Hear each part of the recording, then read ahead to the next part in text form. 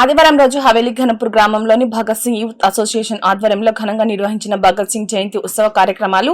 ఈ యొక్క కార్యక్రమంలో ముఖ్య అతిథులుగా ఎలకదేవి శ్రీపాల్ మరియు నరసింహారెడ్డి పాల్గొని వారి యొక్క ప్రసంగంలో భగత్ సింగ్ ఆశయాలను కొనసాగిద్దామని, వారి అడుగుజాడల్లో నడవాలని ప్రసంగంలో పేర్కొనడం జరిగింది.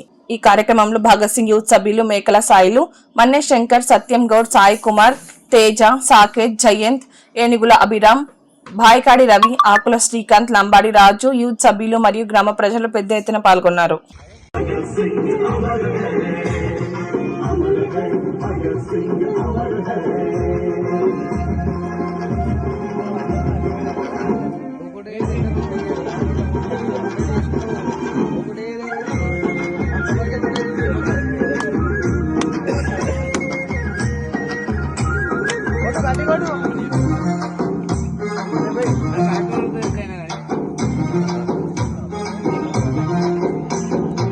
నల్లవారి దౌర్జన్యం, నల్లవారి దాష్టీకం, బతుకు బరువుగా మారిన భరత మాత దౌర్భాగ్యం. మన ముత్తాత పేరు చెప్తారు కానీ వాళ్ళ తాత పేరు చెప్పారు. కానీ మనం ముత్తాత కంటే ముందు పుట్టినటువంటి స్వామి వివేకానంద పేరు మనకు తెలుసు. కారణం ఏంటంటే వాళ్ళు ఆ విధమైనటువంటి పని చేశారు. కాబట్టి ఎల్లవేళలా మనం కూడా స్థిరస్థాయిగా నిలుచుకోవాలంటే మంచి పనులు చేయాలి. సేవ ద్వారానే గుర్తింపు లభిస్తుంది.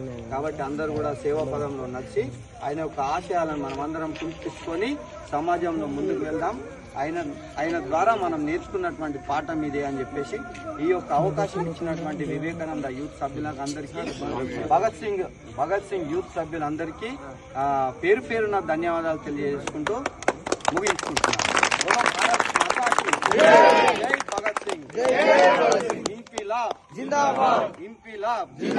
భరత మాత బిడ్డ ఇచ్చినటువంటి మట్టిని తీసుకొని ఆ మట్టిని ముద్దాడి నుదుటికి తిలకంగా పెట్టుకొని ఆ రోజు ఎవరైతే జలియన్వాలా బాగ్లో చంపేసిరో వాళ్ళని నేను చంపేసే వరకు నేను నిద్రపోనని చెప్పేసి ఆ శపథం పూని అయిన ఇన్సిడెంట్ అయినాక కొద్ది రోజులకే ఆ జనరల్ డయ్యర్ అనేటటువంటి ఆ యొక్క గవర్నర్ గారిని షూట్ చేయడం జరుగుతుంది.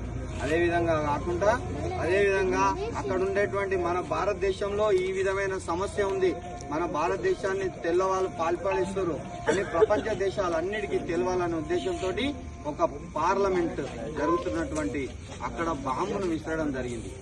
ఆ విసరడం జరిగిన తర్వాత వాళ్ళని అక్కడ సైన్యం బంధించి చెరసాలలో పెట్టి వాళ్ళకి మరణ శిక్ష విధిస్తే వాళ్ళు ఏ మాత్రం కూడా జంకక గొంకక ఆ యొక్క ఉరితాడును పూలమాలగా స్వీకరించి వారి యొక్క ప్రాణ త్యాగాన్ని చేయడం జరిగింది. అతను అన్నటువంటి మాట ఒకటి ఏందనంటే, ఒక్క భగత్ సింగ్ ను మీరు ఉరి తీస్తున్నట్టు కానీ 100 భగత్ సింగ్ లు పుడతారు, అప్పుడు మీ అంతు చూస్తారని చెప్పేసి భగత్ సింగ్ గారు శపథం చేసి ఆ యొక్క ఉరికంబాన్ని ఎక్కి ప్రాణత్యాగం చేశారు. ఆయన యొక్క జయంతిని కానీ ఆయన యొక్క వర్ధంతిని కానీ మనం అందరం కూడా తలుచుకోవడం ఎంతో ఆనందదాయకమైన విషయం. మళ్ళీ ముఖ్యంగా ఆయన అడుగుజాడల్లో నడవాలి. తోడు ఒడిసి ఉతకడం కూడా తెలుసు అని చెప్పేసి ఉతికి చూపించినటువంటి సాయుధ పోరాటంలో పాల్గొన్నటువంటి చాకడేడమ్మ, అంతకంటే ముందు దేశానికి ఏ విధంగా వ్యవస్థ ఉండాలి, ఏ విధంగా సమాజం ఉండాలని చెప్పేసి ప్రాణత్యాగం చేసినటువంటి దీన్ దయాళ్ ఉపాధ్యాయులు, మరి అంతకంటే ముందు మన దేశాన్ని ప్రపంచంలోనే నెంబర్ 1 స్థానంలో ఉంచి ఆధ్యాత్మికంగా కావచ్చు, అభివృద్ధిలో కావచ్చు, ఇంట్లో కావచ్చు అని చెప్పేసి చూసే నరేంద్ర మోడీ గారి పుట్టినరోజు కూడా సెప్టెంబర్ 17 అదే మరి ఈ సంబంధాలు 15 రోజులు రకరకాల సేవలు, మరి ముఖ్యంగా మీ అందరూ ఒకటే అడగదలుచుకున్నా. మీ అందరి నుంచి నేను ఆశించేది మంచి యువతరం మంచిది. కాబట్టి ఈ యాక్టివిటీస్తో పాటు 2 యాక్టివిటీస్ మీ నుంచి ఎక్స్పెక్ట్ చేస్తున్నా.